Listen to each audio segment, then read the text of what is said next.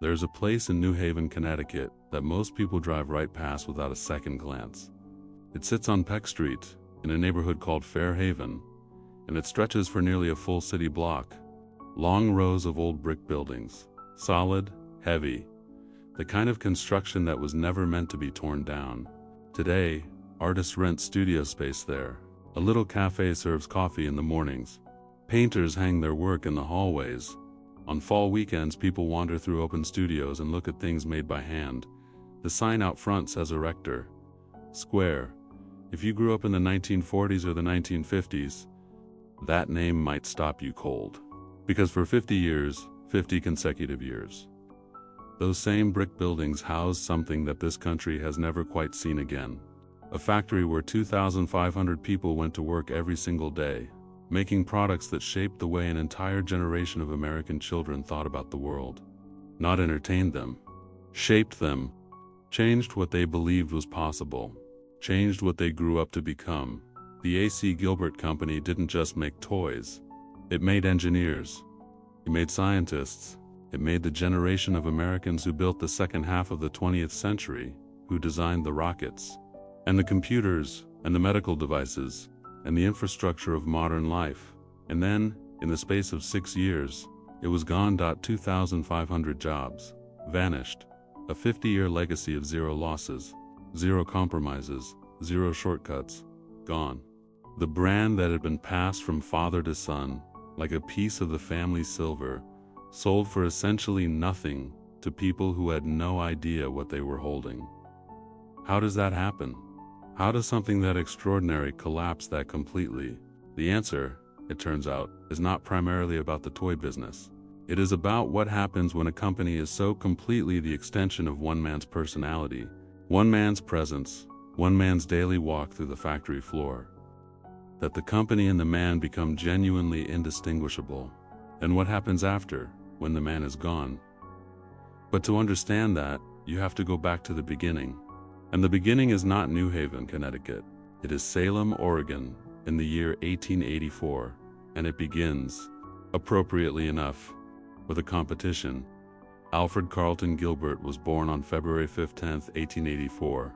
His father, Frank Newton Gilbert, was a banker in the Willamette Valley, a man with pioneer roots and a pioneer's understanding that civilization is something you build with your hands, not something you inherit from someone else.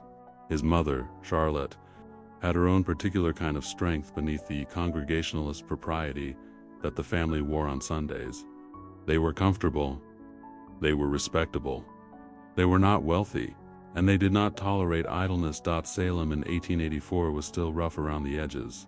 Oregon was a young state, barely 2 decades old as a member of the Union, and the frontier mentality had not yet been replaced by anything softer. Self-reliance was not an aspiration. It was breakfast. You either figured out how to do things yourself, or things did not get done.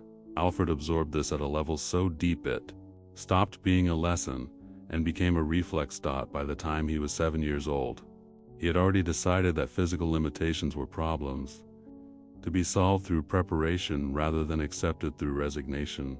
There was a tricycle race in the neighborhood, just a neighborhood race. The kind of thing that children enter on a whim and forget about the following week. Alfred Carlton Gilbert prepared for it for 2 weeks. 2 weeks of deliberate practice for a tricycle race. He identified the course, he studied the turns, he built up his strength and his technique, and then he went out and won. Think about what that tells you about a 7-year-old. Not that he was talented, plenty of children are talented. Not that he was competitive, plenty of children are competitive. What it tells you is that he understood, at an age when most children are still figuring out which shoe goes on which foot, that the difference between winning and losing almost always comes down to preparation. And that preparation is a system, and that systems can be mastered. He carried that understanding for the rest of his life. Every achievement that followed, and there were many, flowed from that same source. The family moved to Moscow, Idaho, when Alfred was around 10 years old. A farming community, even more demanding than Salem in terms of what it asked of the people who lived there. This turned out to be exactly the right environment for the kind of boy he was becoming. By his mid-teens, he had collected more than 100 athletic trophies, wrestling, boxing, football, track and field. But here is the thing, the trophy count doesn't tell you. Alfred didn't just compete in these events. He organized them.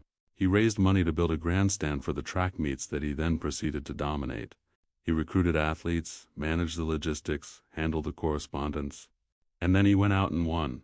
At 15 years old, he was simultaneously the event director and the star performer.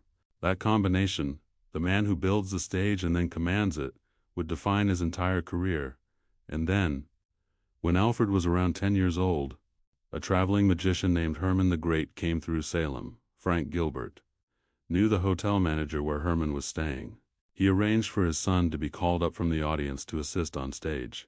What happened next tells you everything you need to know about the man Alfred Carlton Gilbert was becoming. Rather than standing beside the magician and handing him props, which is what an assistant does, Alfred demonstrated his own card tricks backstage before the show. He impressed Herman enough to earn a private tutorial. He walked away with the inner workings of a craft he had already been quietly teaching himself. He was 10 years old. He had identified something he wanted. He had found a way to get it that nobody else in that audience would have thought of. The other children went home and talked about the magic show. Alfred went home and practiced the tricks he had just been taught, then started working on improving them. Magic and athletics sound like an odd combination, but they share a logic that Gilbert understood at a level below words. Both require the absolute mastery of physical mechanics. The card that goes exactly where you intend. The body that vaults exactly as high as you have trained it to vault. Both reward relentless practice and punish any assumption that natural talent is sufficient. Both are ultimately performances. And the audience's response, the gasp, the applause, the look of genuine amazement is the only honest measure of whether you have succeeded. A magician who fumbles the trick has failed. Full stop. An athlete who crosses the line second has lost. Full stop. There is no partial credit. There is no explaining yourself afterward. You either delivered or you didn't, and everybody in the room knows which one it was. Gilbert operated at the intersection of these two disciplines his entire life, and the toy company he eventually built was, in its deepest nature, a performance. A sustained half-century-long act of wonder directed at children, designed to produce in them the same spark that he himself had felt backstage with Herman the Great in Salem, Oregon. When he was 10 years old, and the world suddenly seemed like something that could be understood from the inside. In 1902, Alfred Carlton Gilbert transferred to Yale to study medicine. He paid his tuition performing magic shows. Think about that for a moment. A young man from a modest Oregon family, in one of the most academically rigorous universities in the country, financing his education by entertaining audiences. He was not embarrassed by this. He advertised it. While his classmates studied anatomy and debated diagnoses, Gilbert was doing all of that, and also breaking the world record in the pole vault, and holding the intercollegiate wrestling championship in the 135-pound class, and developing the refined sleight-of-hand technique that would eventually become the foundation of his first business. Yale Medical School in the early 1900s was not a place for people who were coasting. The curriculum was demanding. The faculty expected complete intellectual engagement. Gilbert gave it that, and then went and pole vaulted in the afternoons and performed magic shows on weekends. His fellow students must have found this either inspiring or deeply irritating, depending on their temperament. He received his medical degree from Yale in 1909. He never practiced medicine for a single day. He later said he was not born to sit in an office and look at sick people. He was born to build things. At the time, this probably sounded like a young man's ambition talking. Looking back across the 50 years that followed, it was simple self-knowledge. He understood himself with a clarity that most people never achieve, and he acted on that understanding without apology. But before we get to the company and the factory and the 30 million Erector sets, there is one more story from Gilbert's athletic career that matters, because it contains, in miniature, both his greatest strength and the quality that would eventually contribute to the company's downfall. In the summer of 1908, the Olympic Games were held in London. Alfred Gilbert, age 24, was the reigning world record holder in the pole vault. He traveled to London carrying an innovation he had developed himself, a bamboo pole, lighter and more flexible than the standard wooden poles of the era, which allowed for a higher clearance and a more controlled plant. He had also developed the practice of digging a small hole at the base of the standards to anchor his pole during the vault, a technique that gave him superior control over his takeoff angle. The British Olympic officials refused to allow either innovation. The bamboo pole was non-standard. The hole was non-standard. Gilbert would compete with a traditional wooden pole and traditional technique, or he would not compete. This was stated with the particular confidence of people who have confused tradition with correctness for so long that they can no longer tell the difference. Alfred Carlton Gilbert competed with the traditional equipment. He tied for gold with his American teammate Edward Cook, both clearing 12 feet and 2 inches, a new Olympic record.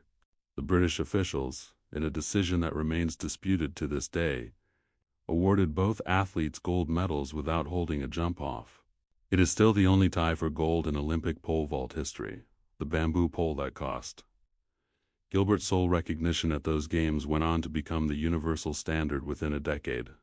The hole anchoring technique he had developed became the direct ancestor of the modern vaulting box used in every Olympic competition. Today, he had been right. The officials had been wrong, and being right was not sufficient to win in the room where the decisions were being made that day. Gilbert filed this lesson away and moved on. It would prove useful, and, decades later, tragically insufficient. In 1909, Gilbert borrowed $5,000 from his father, roughly $170,000 in today's terms, and co-founded the Misto Manufacturing Company in New Haven, Connecticut, with a machinist named John Petrie. The business plan was simple: make magic kits for children and professionals, boxed sets containing the complete apparatus of illusion, real cards, real rings, real wands, real instruction in the mechanics of wonder. The division of labor was immediately apparent. Petrie made things. Gilbert sold them. The magic kits sold because Gilbert understood something that most toy manufacturers of the era did not. Children don't want imitation. They want the real thing. A Gilbert magic kit contained actual professional apparatus. You could take what you learned from it and perform it in front of an audience. That wasn't common in 1909. It was radical. Gilbert bought out his partner within 2 years. He renamed the company after himself. He was already thinking about what came next. In 1911, he was riding the commuter train from New Haven to New York City, a route he took regularly for business.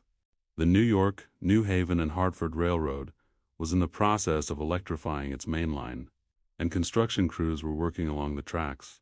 Steel girders rising from the earth, modular, precise, interlocking, each piece fitting the next according to an engineering logic that was beautiful precisely because it was functional. Gilbert watched. He thought. He saw something that the construction workers and the other passengers apparently did not. He saw a toy, not a toy in the diminished sense, a cheap imitation of the real thing, a toy in the fullest sense, a system that would allow a child to engage with the same principles that were being assembled outside the window. Steel girders, interlocking parts, a construction logic that could be learned and then applied to build almost anything the imagination could conceive. That night, he and his wife Mary sat at their dining room table and cut cardboard into miniature girder shapes. They adjusted the proportions. They tested the angles. They figured out the connection points.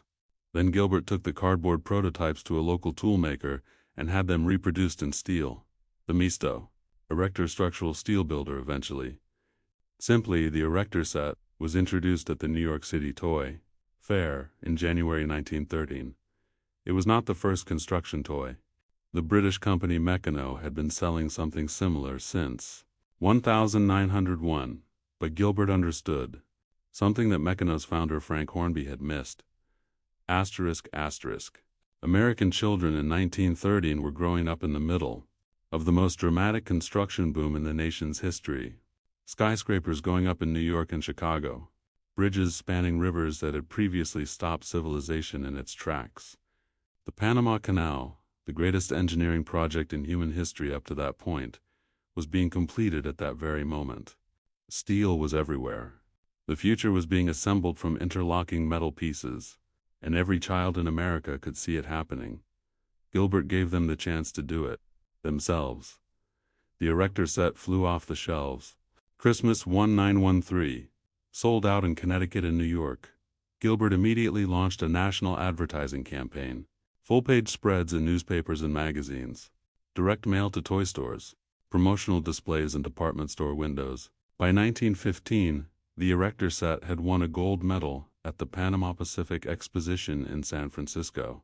By 1916, Gilbert had moved operations to the 5-block complex on Peck Street in New Haven's Fairhaven neighborhood, named it Erector Square with characteristic directness, and become the founding president of the Toy Manufacturers of America, an organization he had created specifically because the industry needed one, and nobody else was going to do it. 3 years from cardboard prototypes at a kitchen table to leading a national industry. This was not luck. This was someone operating at full capacity across every dimension simultaneously, and doing it with the systematic intensity of a man who had been preparing for every race's entire life. Now, what made the Erector set genuinely extraordinary? What made it different from every other construction, toy of its era, was not the steel. It was the philosophy embedded in the steel. The sets came in numbered levels, from a simple introductory set at $1 all the way up to a comprehensive professional grade collection that cost $525 in the 1920s. That upper price, $525, is roughly $9,000 in today's money. Gilbert never apologized for it.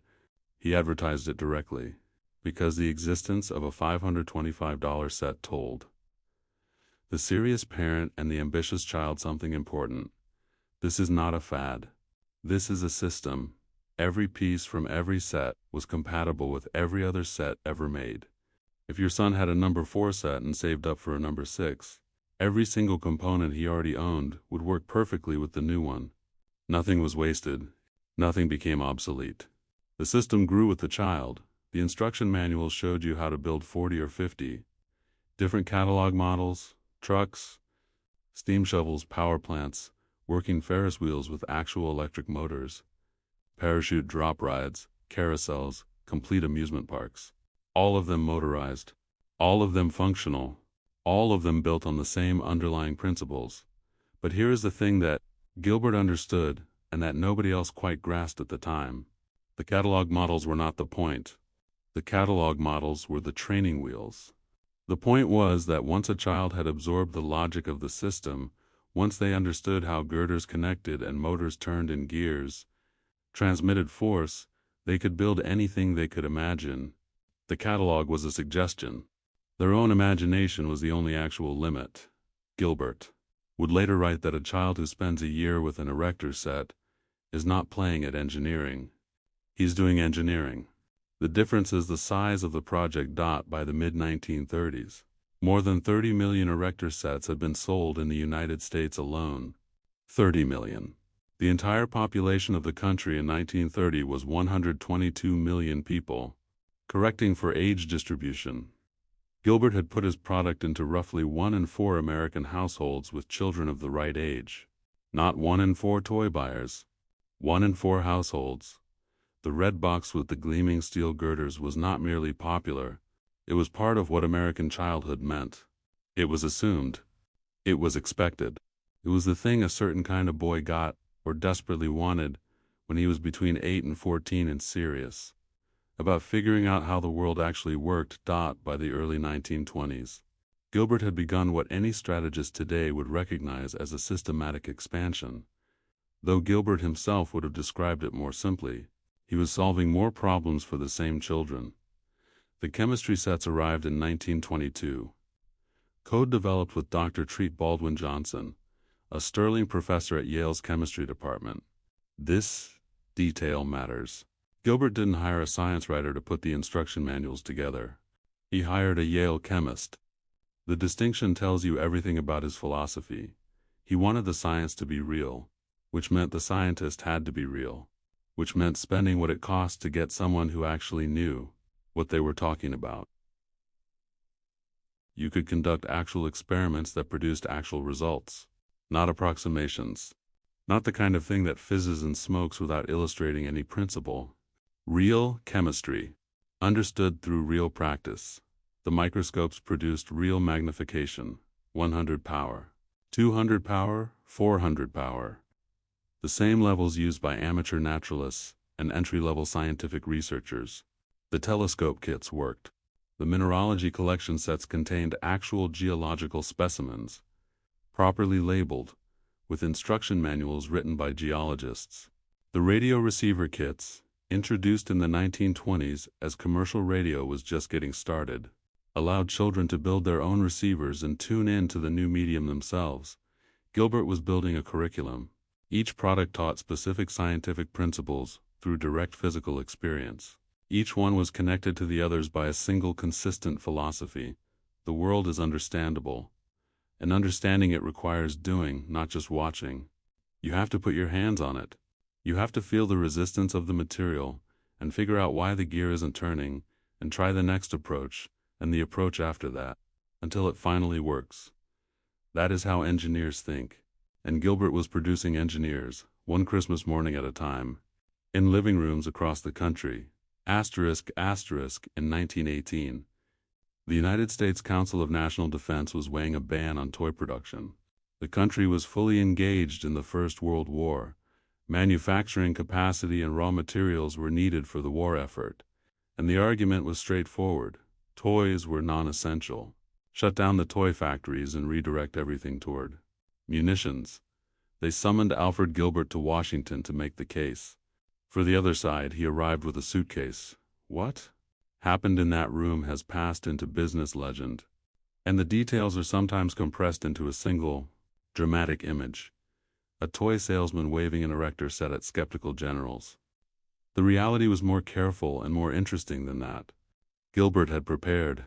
He had organized a systematic argument, and he had the physical demonstrations to back it up. He went through each product one at a time. He explained specifically and precisely the scientific principles being taught. Chemistry sets trained future chemists and chemical engineers, people the country needed desperately for the war effort and would need even more for whatever industrial age came after. Construction toys developed spatial reasoning and mechanical aptitude, the cognitive skills that build the bridges and the factories and the infrastructure that modern warfare and modern civilization both require. The toy industry itself employed skilled manufacturing workers who, if the industry were shut down, would not disappear from the economy. They would simply compete for the same labor pool as the munitions factories rather than supplementing it. The Council of National Defense voted not to ban toy production. The newspaper photograph ran the next morning. Gilbert standing with an erector set, with the measured satisfaction of a man who had prepared and prevailed. The caption read simply, "The man who saved Christmas." He was 34 years old. He had been running his company for 9 years. He would run it for another 36. The decades between the wars were the years when everything Gilbert had built began to compound into something larger than any individual product. By the late 1930s, the factory on Peck Street employed up to 2,500 workers during peak season.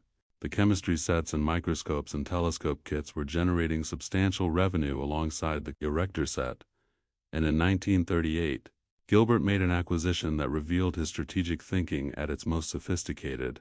American Flyer was a Chicago-based model train manufacturer that had been struggling to compete with Lionel, the industry's dominant player.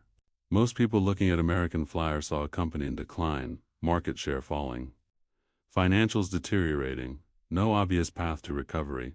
Gilbert saw an opportunity that was not immediately obvious to anyone else. Lionel used a 3-rail track system. 3 rails, because the third rail made the electrical wiring simpler. It worked perfectly well as a toy train system. But it looked nothing like the way actual trains ran. Actual trains run on 2 rails. Always have. Gilbert believed he could differentiate American Flyer by switching to 2-rail track, not because it was easier. It was harder, but because it was right. He moved the entire operation from Chicago to New Haven. He retooled the manufacturing process. He repositioned American Flyer as the more authentic, more precisely engineered alternative. And it worked. For a generation, model railroad enthusiasts argued about Lionel versus American Flyer with a passion that went far beyond toy preferences. Gilbert had managed to turn a product specification into a cultural identity. American Flyer people believed in getting it right. Lionel people were willing to compromise for convenience. Both sides meant it. By 1953, the A.C. Gilbert Company was generating $20 million in annual revenue, more than $220 million in today's dollars. 2,500 workers in a single facility in New Haven, American Flyer competing toe-to-toe with Lionel on living room floors across the country. A product line that controlled commanding shares of every major category in the educational toy market, and a brand identity so powerful that it had become shorthand. Gilbert meant quality. Gilbert meant science. Gilbert meant the serious education of serious children, parents who had themselves grown up with Erector sets.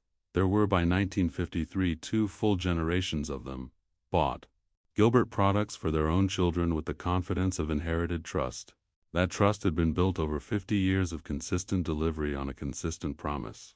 It was the most valuable thing the company owned, and it was the one thing that could not appear on any balance sheet. Now, before we get to the collapse, there's one more product we have to talk about, because it tells you something essential about Alfred Carlton Gilbert, both the greatness of the man and the nature of his blind spot. In 1950, Gilbert looked at post-war America, the nuclear age, the Cold War, the suddenly urgent national need for scientists and engineers, and introduced the U-238 atomic energy laboratory. The set retailed for $49.50, about $650 in today's money, and inside the box was the most extraordinary collection of items ever assembled in a toy: a working Geiger counter, a Wilson cloud chamber, a device that makes the paths of individual subatomic particles visible to the naked eye by condensing water vapor around the trails of ionization they leave behind,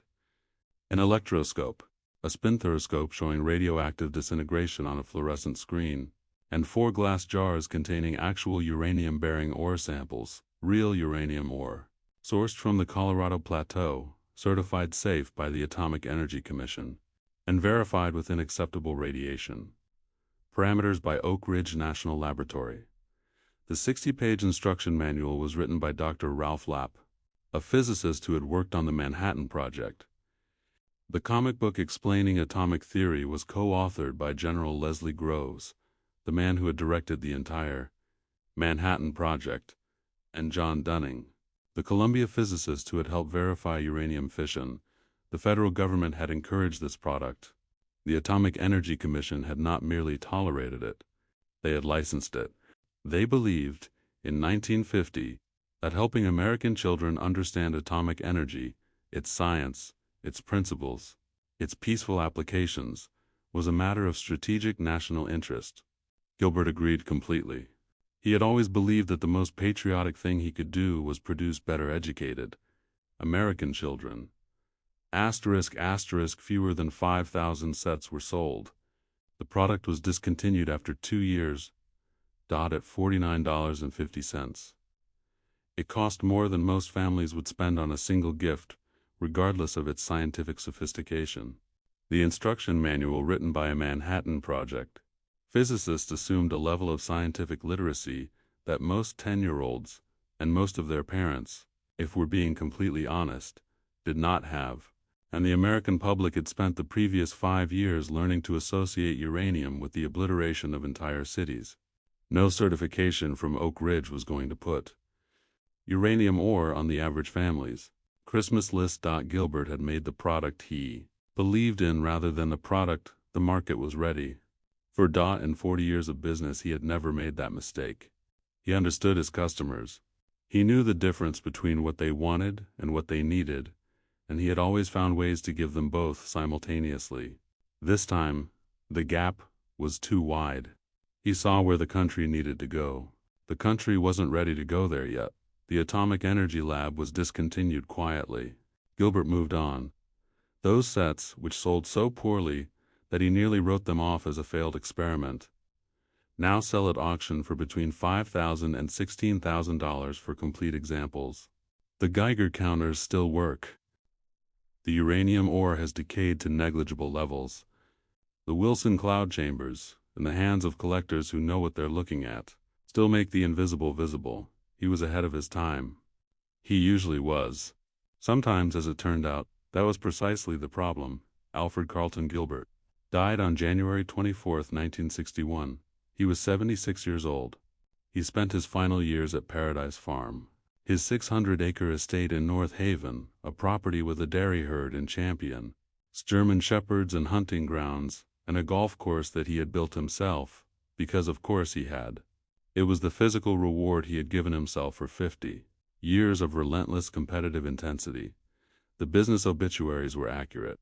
They described him as a builder of one of the great American toy companies. They noted the Olympic gold medal in the 30 million Erector sets and the 2,500 workers and the half-century of consistent excellence. What they could not fully capture, because the consequences would not become clear for another 6 years, was the degree to which the company was, in the most fundamental operational sense, indistinguishable from the man himself. Here is the truth about what Alfred Carlton Gilbert had built, and it is a truth that applies to many great founders and not just him. The A.C. Gilbert Company was not, in the end, a system. It was a personality. His personality. His weekly night shift visits. His eye for the detail that was slightly wrong. His willingness to halt a production run rather than ship something that didn't meet his standard. His personal relationships with every department head and many of the line workers. His presence, felt throughout the building even on the days he wasn't physically there, because everyone knew he might be there any day, and everyone knew exactly what he expected. Quality at the A.C. Gilbert Company was never documented. It was never measured in ways that could be trained into new employees from a manual. It was never institutionalized into processes that would function without the man who had established the standard. It lived in people's understanding of what a C senior expected, calibrated over years of direct interaction with the man himself. When the man died, the standard began to die with him, not because his workers stopped caring. They cared deeply, but the organizational infrastructure to maintain that standard without him, the written procedures, the quality checkpoints, the measurement systems, the training programs, had never been built. It had never needed to be built. A C senior was always there, asterisk, asterisk, until he wasn't. Gilbert had handed the company presidency to his son, Alfred Carlton Gilbert Jr., back in 1954. There was a press release, probably a dinner. Senior became chairman of the board and continued to come in every week, and everybody understood that the real authority still lived in a C senior. Regardless of what the org charts said, he told reporters at the time that he was afraid he'd feel lost if he dropped out of the race. He used the word compromise to describe stepping back from day-to-day operations, as though not being in charge of every decision was a form of defeat. He had been competing since the tricycle race in 1891.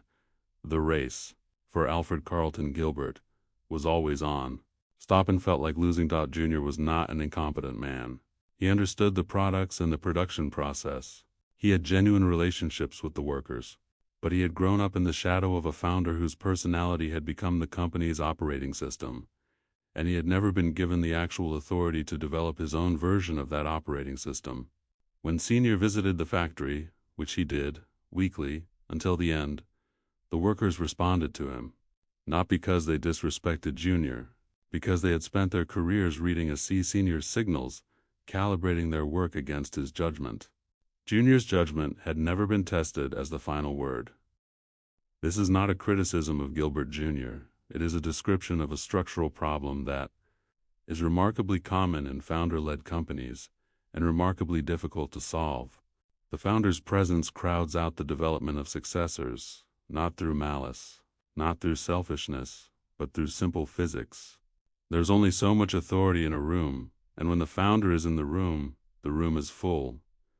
What Gilbert should have done, a decade before he died, was begin a genuine transfer, not a title change, a real transfer of authority, Junior making the decisions, right and wrong, and senior offering guidance rather than correction.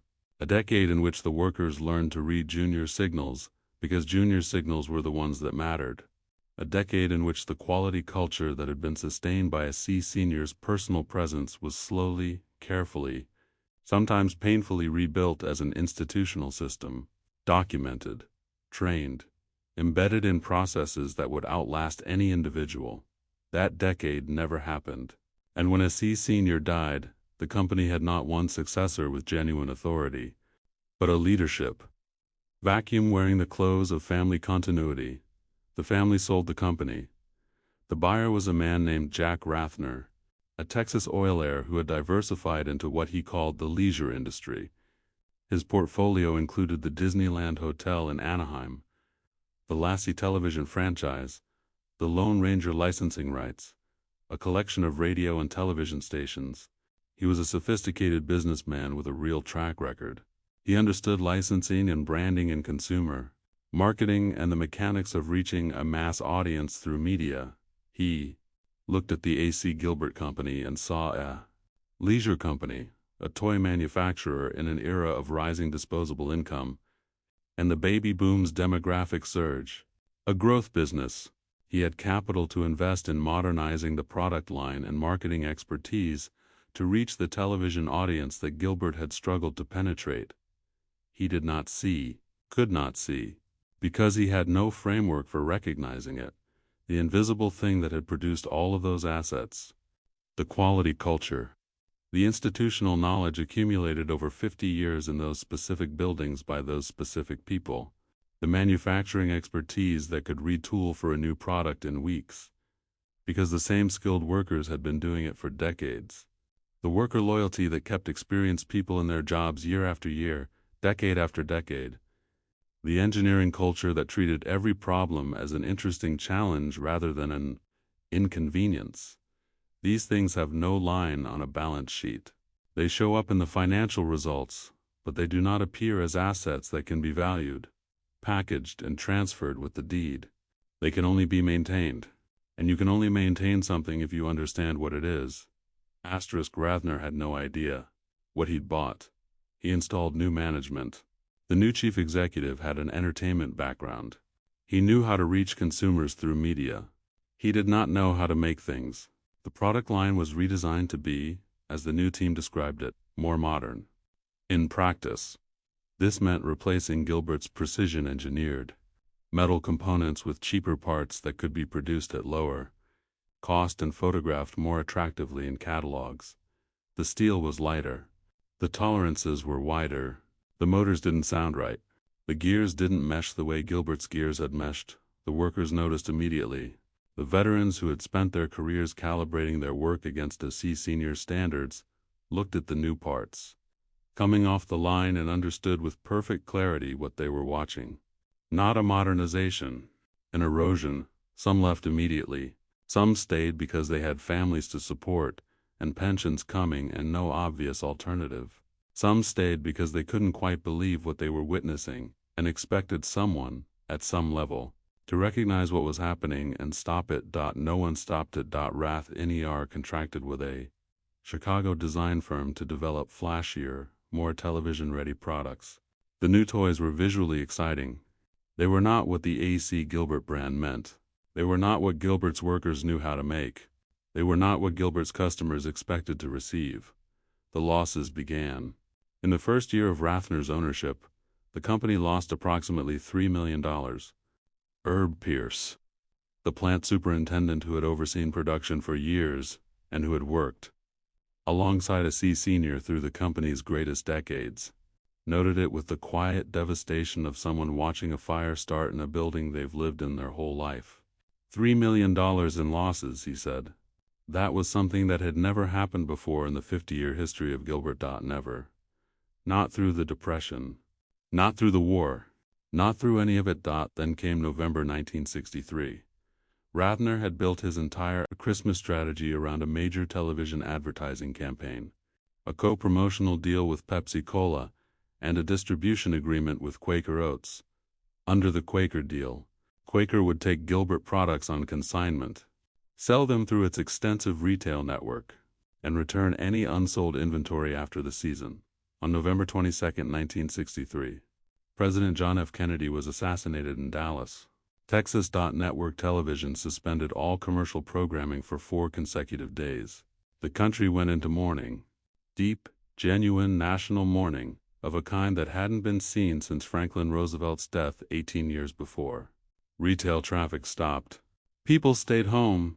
The Christmas shopping season, which for toy manufacturers effectively begins in November, simply did not happen in November 1963. Quaker Oats, unable to sell what it had taken on consignment, returned a massive backlog of Gilbert inventory. The television campaign had never run. The Pepsi partnership produced nothing. Millions of dollars of product came back to New Haven in the weeks after the assassination, piling up in the Peck Street warehouses with nowhere to go. I want to be honest about what November 1963 was. It was a catastrophic external event, entirely beyond anyone's control, that struck a company already weakened by 2 years of mismanagement. The assassination did not cause the Gilbert collapse. The management failures had already set the collapse in motion. What the assassination did was eliminate the time that might have allowed for a course correction. Instead of 3 or 4 more years to recognize the problem and respond, the company had months. It did not respond. It could not respond. The people who would have known how to respond were gone or leaving. In 1964, Gilbert Jr., who had accepted a ceremonial position as chairman under Rathner, died of a brain tumor. He was in his mid-40s. The last member of the Gilbert family with any connection to the company, even a ceremonial one, was gone. In 1965, the company introduced a line of James Bond products, figures, accessories, a slot car racing set featuring Bond's Aston Martin DB5. The Bond franchise was at its absolute cultural peak, and these products were not inherently wrong. Licensed products can be profitable. But for the A.C. Gilbert Company, the James Bond line represented something beyond a product category. It represented a complete repositioning. A company that had spent 50 years arguing that children could understand the real world through real tools had pivoted to selling fantasy entertainment tie-ins. The Erector set had been a statement about reality. The James Bond Aston Martin slot car was a statement about escapism. Both can be good products. They cannot both be the same company's reason for existing. The accumulated brand logic of 50 years was being quietly liquidated. And unlike a factory or a product line, brand logic once liquidated cannot be rebuilt quickly. It can only be replaced with something new. And building something new takes decades. The losses continued through 1966. More experienced workers left. The quality of the remaining products declined further. Collectors who acquired Erector sets from this period consistently described the components as noticeably inferior to the pre-war and early post-war versions. The steel was wrong. The tolerances were wrong. The motors didn't sound right. The experience of assembling one of these late-era sets was recognizably different from the experience that 30 million American children had had with the real thing, different in a way that was immediately apparent to anyone who remembered what the real thing had felt like. Over 5 years of Rathner's ownership, the company lost approximately $17 million, against a baseline of 0 losses in the previous 50 years. In early 1967, the A.C. Gilbert Company filed for bankruptcy. The Erector Square factory went silent. 2,500 jobs disappeared from Fairhaven. The Erector brand was sold to Gabriel Industries for essentially nothing. Gabriel agreed to pay royalties on future sales rather than any upfront price, which tells you everything you need to know about how much the brand was worth in 1967 to someone who understood what they were looking at. American Flyer was sold to Lionel, the competitor that A.C. Gilbert had spent 30 years positioning as the inferior alternative. The company he had beaten on quality and authenticity, and the rightness of 2 rails versus 3. Lionel now owned American Flyer. The irony was noted in the trade press, and then forgotten. The Gilbert name continued to appear on products through 1976 under various owners. Those products had no meaningful connection to what the name had once represented. It was just a label on a box. By then, that's all it was. Now, there are lessons in this story, 4 of them, and I want to be direct about what they actually are. Because this is not a story that yields comfortable or simple takeaways. Asterisk, asterisk, the first lesson is about quality, and what quality actually means as an organizational proposition. The A.C. Gilbert Company was synonymous with quality for 50 years. Parents trusted it. Workers were proud of it. The products held up. Erector sets from the 1930s still work today. Still have matching tolerances. Still assemble the structures. Their original owners built on living room floors before the Second World War. But that quality was never documented. It was never institutionalized. It lived in one man's weekly night shift inspections, and his eye for the detail that was wrong, and his personal authority to stop a production run that wasn't right. When the man was gone, there was no system to replace him. There was only the memory of what he had expected, held by people who were themselves leaving. The lesson is this: the founder's most important job is not the excellence they personally sustained during their time. It is the institutional infrastructure they build to sustain excellence after they are gone. Gilbert never did that work because he never had to. He was always there, until he wasn't. The second lesson is about industry knowledge, and the difference between knowing a specific business and knowing business in general. Jack Rathner was not incompetent. He had built a real company. He understood certain kinds of commercial logic very well, but he did not understand precision toy manufacturing. The supply chains were different. The retail dynamics were different. The consumer psychology was different. The manufacturing expertise required was different. The worker culture that sustained quality was different from anything in his experience. He applied entertainment business logic to a manufacturing problem and got a manufacturing catastrophe. This failure recurs across industries whenever a company is acquired by someone who sees the financial results and assumes the operational knowledge that produced them is similarly generic. It is not. It is never generic.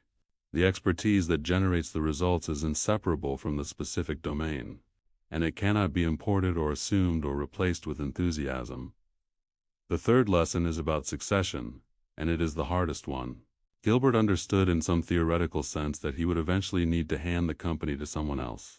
He chose his son, which was a reasonable choice, but he did not give his son the organizational infrastructure, the accumulated authority, or the institutional processes that would have allowed Junior to actually lead with comparable effectiveness.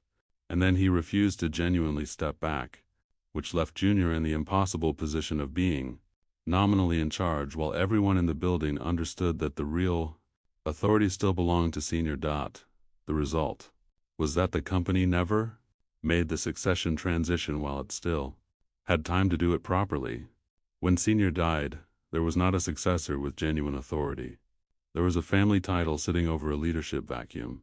The sale to Rathner was the direct consequence. What would have saved Gilbert is the same thing that saves most founder-led companies: a decade or more of deliberate, systematic investment in building an institution that could survive the founder.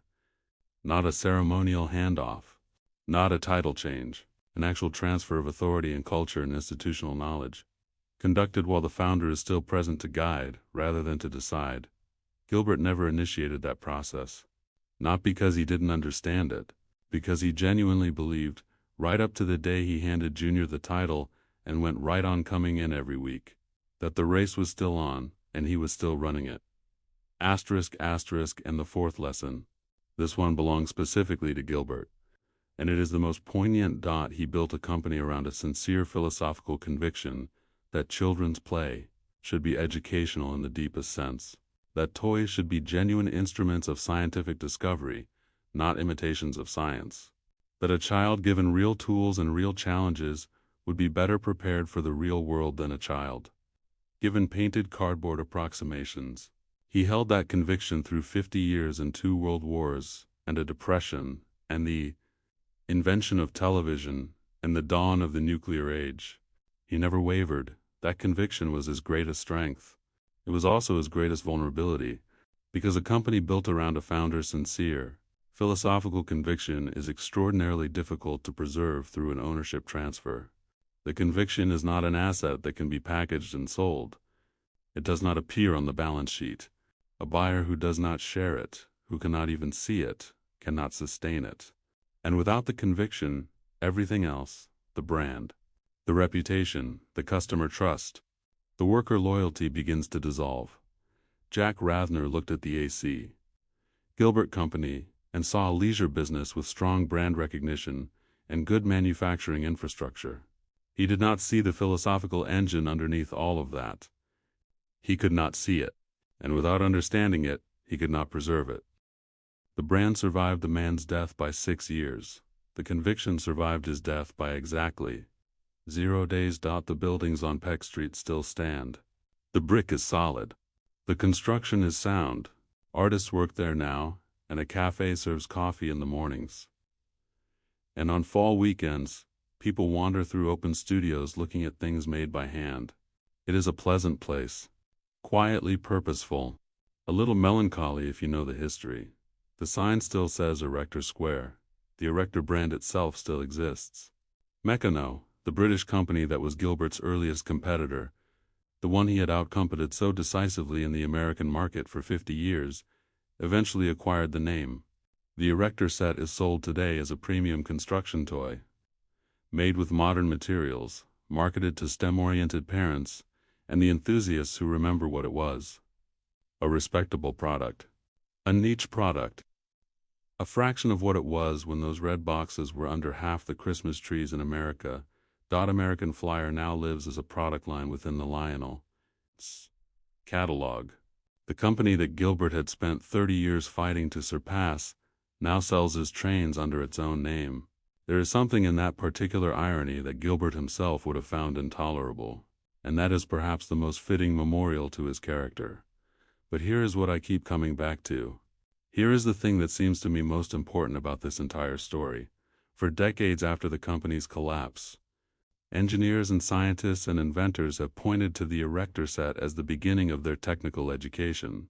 The moment, on a living room floor somewhere in mid-century America, when the logic of how things fit together first became clear, when abstraction became concrete, when the distance between imagining something and building it collapsed into the physical satisfaction of a gear engaging, a motor spinning, a structure rising from a pile of parts that had seemed 20 minutes earlier hopelessly complex. Gilbert's products reached those children before they were old enough to understand they were being educated. That is the most sophisticated educational design possible. Learning so embedded in pleasure that the learner doesn't experience it as learning at all, only as the deep, particular satisfaction of making something work. The engineers and scientists that Gilbert produced went on to build things. The infrastructure of modern America. The technologies that defined the second half of the 20th century. The rockets and the computers and the medical devices. They built during the decades when American scientific and industrial dominance was not assumed but earned, because the people doing the building had learned something essential, long before anyone expected them to. On living room floors across the country, Gilbert never got credit for this, and he could not have gotten credit for it, because the cause was too diffuse and the effect too widely distributed. But the correlation between the generation raised on his products and the American scientific achievement of the 1950s and 1960s is not coincidental. He built a machine for producing engineers. The machine is gone. The engineers remain. Some things are larger than the companies that create them. The A.C. Gilbert Company at its best was one of those things. Alfred Carlton Gilbert was born in Salem, Oregon in 1884. He won a tricycle race at the age of 7 because he prepared for 2 weeks. He went to the London Olympics and tied for gold with equipment he had been forbidden to use. He sat at his kitchen table one night in 1911 and cut cardboard into the shapes that became 30 million Erector sets. He ran a company for 50 years without a single losing year. He stood before the Council of National Defense and saved an industry. He built a factory that employed 2,500 people and made the scientific imagination of a nation. He never quite figured out how to leave. That is the tragedy. And it is a tragedy worth understanding because it is not his alone. It belongs to every person who builds something extraordinary and then cannot find a way to make it outlast them. The man is gone. The buildings still stand. The engineers remain, and somewhere in America today, there is probably a kid on a living room floor with a pile of metal pieces, trying to figure out why the gear isn't turning, adjusting, trying again. Getting it. Alfred Carlton Gilbert would have approved of that entirely.